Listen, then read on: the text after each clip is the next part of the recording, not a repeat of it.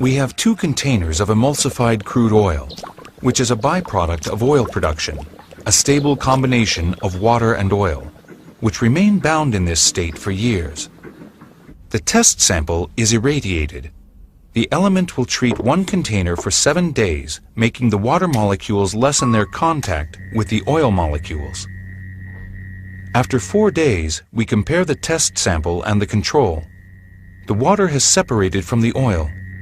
At the boundary between the water and oil phases, there are crater-like formations.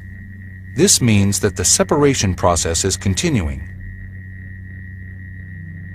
The fields we use to influence the water are comparable in intensity with the electromagnetic field of the human heart. On the 7th day of treatment, the experiment is finished. The water has completely separated from the oil.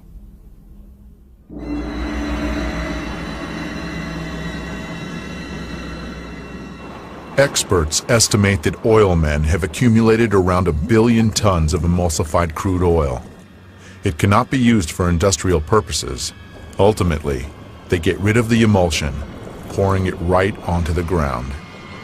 And then, horrible sludge lakes are formed in the oil fields.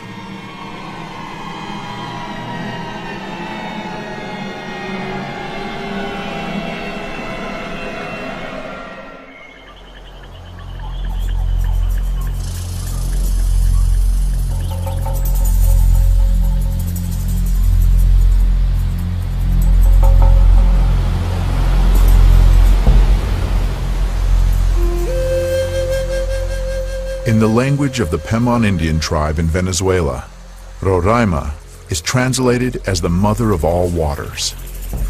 A group of Russian biophysicists set out for this destination in January 2005 to collect a unique sample of water, which scientists say has never been in direct contact with human beings. Such water exists in only one place on Earth, in Venezuela.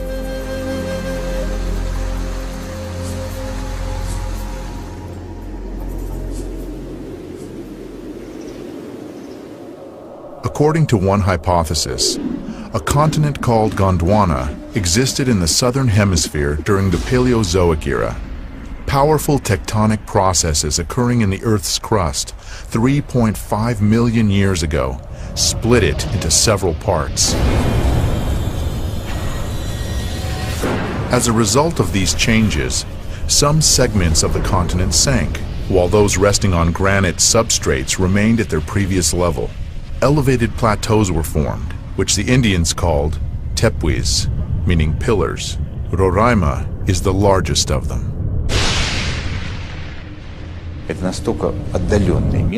It's a really remote place, very hard to get to. 3 days of travel through the savanna and then the jungles. Then you climb an 800-meter wall. It takes a certain amount of enthusiasm. Therefore, we can say that the water we have there is in a unique, virgin state.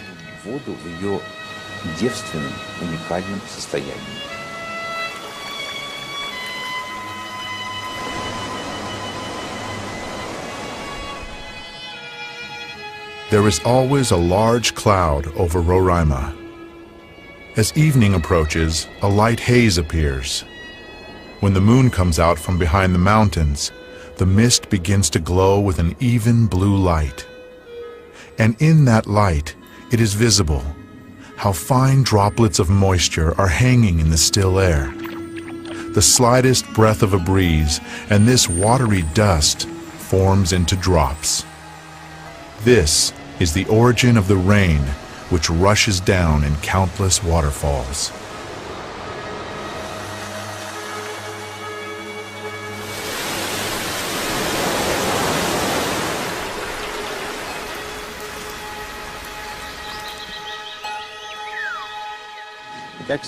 So today is January 30th, 2005. Water collection number 16.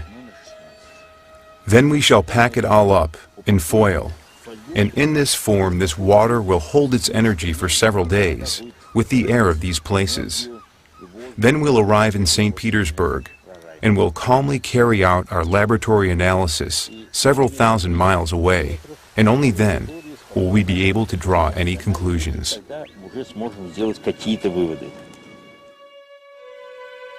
Professor Korotkov's laboratory has developed an instrument that can determine the energetics of water. It works on the basis of the Kirlian effect. Everything that enters a strong electromagnetic field begins to emit light. The greater energy the object possesses, the brighter it shines.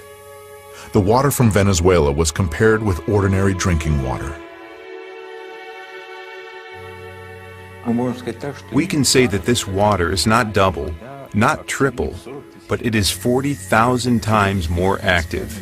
So these are really two fundamentally different substances. And water of this type, this water, which immediately activates the body, it activates the whole system. That's why there, where the Indians, despite the deprivation in which they live very long lives and are very happy. They absolutely do not want civilization to come to them.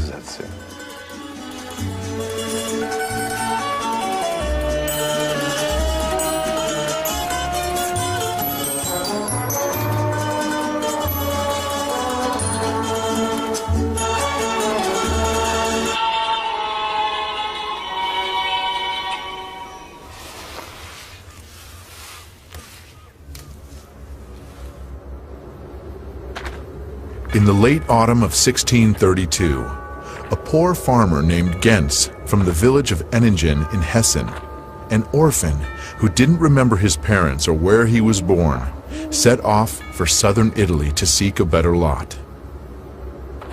His route ran through the city of Waldshut am Rhein in the eparchy of Constance.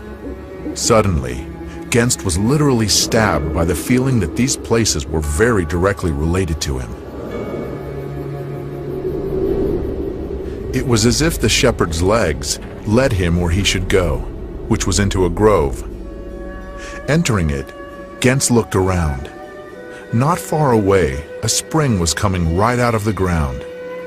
The young man approached it, bent down, and drank the water.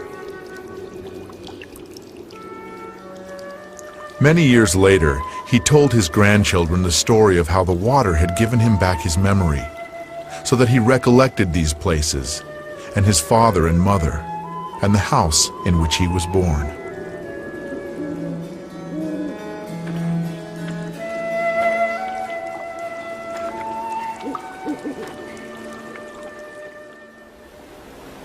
Modern science maintains that the water structure of each person's body is identical to the structure of the water in the place where they were born.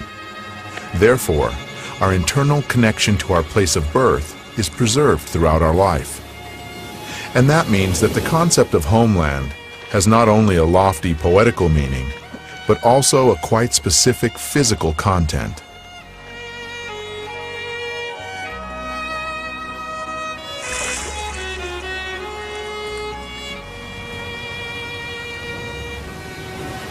Nowhere in the world is water the same. Breaking its way to the surface through minerals and ores, water assimilates the vibrations of the soil and information about its specific biological and energetic features.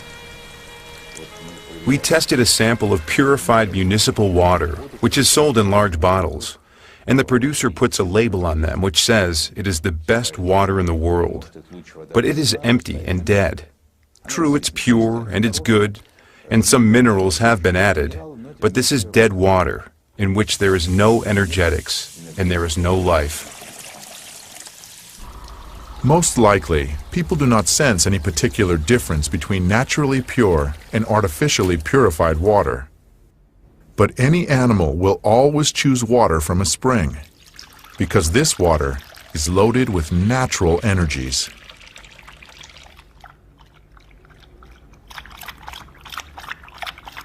Not long ago, yet another unique property of natural water was discovered. It turns out that such natural water is flammable. The burning of natural water, the water itself burns, and the reason it burns is precisely that it is structured in a special way natural water is. Burning in rigorous scientific terms, is a process of oxidation in which heat and light are given off. In the case of water, it burns at the temperature of the environment, and the light emitted can be recorded using super-sensitive instruments. In burning, you have oxygen being continuously activated, and some organic matter is continuously burning. So the burning of water is a process that happens over an extended period of time, because if it were a process that happened more quickly, then it would have already burned up all the water on Earth. On June 30th, 1940, a note was tossed into the Soviet embassy in Germany. Its author requested to be contacted immediately. "If this does not happen, my work with Heydrich will go to waste," wrote Agent Willy Lechman, codenamed Breitenbach. He hastened to report on secret testing facilities and work being done on making synthetic gasoline from brown coal using water. Back in 1913, Kaiser Wilhelm had ordered Franz Fischer, a leading chemist, to make sure Germany had liquid fuel supplies. Not having its own oil could put Germany in a weak position in the impending war. By 1941, German scientists had succeeded in obtaining fuel by hydrogenating coal. This fuel, however, was 10 to 12 times more expensive than natural fuel refined from oil, and it was of such poor quality that it badly damaged the military vehicles in which it was used. After the war, these efforts to produce fuel using water were abandoned as futile.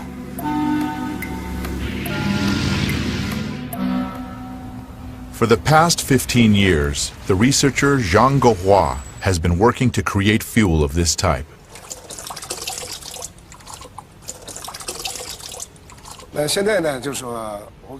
Now we shall demonstrate for everyone the process of preparing emulsified diesel fuel and show its two aspects. One aspect is increased energy, and the other is reduction of exhaust gases. This is fuel taken from an automobile. Structurized water. If we take the proportions, it is 79% diesel fuel, 20% water, and 1% emulsifying agent. What was added here is water. Zhang shows us that what is added to the fuel really is water. Now we shall add the 1% emulsifying agent. An emulsified solution resembling milk forms immediately. We pour the emulsified fuel into the car and use it for propulsion. Measured over the long term, there was a 5% increase in power, with over 20% fuel economy. Our government views this as very important.